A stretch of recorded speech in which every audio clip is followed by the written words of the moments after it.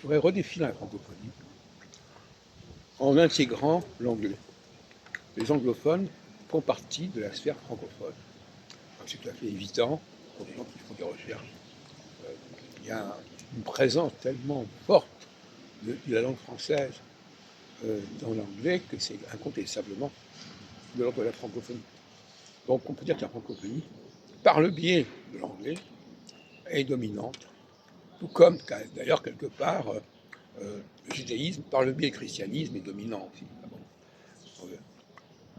Alors je voudrais parler aujourd'hui de justement ces trois niveaux que sont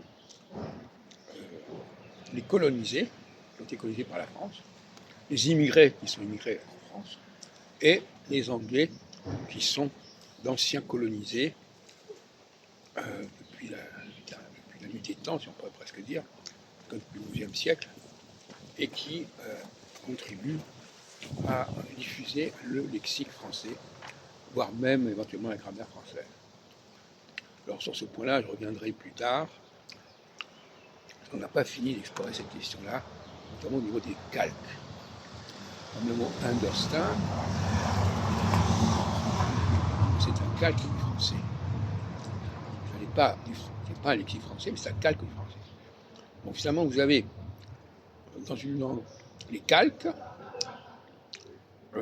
les mots qui sont empruntés directement, et puis aussi des formes grammaticales qui viennent du français.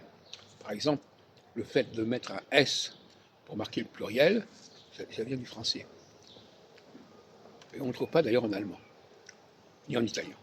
Et le paradoxe, c'est qu'en français, on marque le S à l'écrit, mais très souvent, on n'entend pas à l'oral. Donc ça, c'est encore un problème complexe.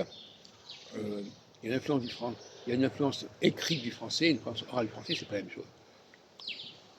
En revanche, en espagnol, on a le S qui est marquant, comme en anglais, mais, je répète encore une fois, ce sont des influences de l'écrit français. On pourra en discuter d'ailleurs. En tout cas, understand, ça vient de under, qui est une traduction de entre, et stand, qui veut dire se tenir.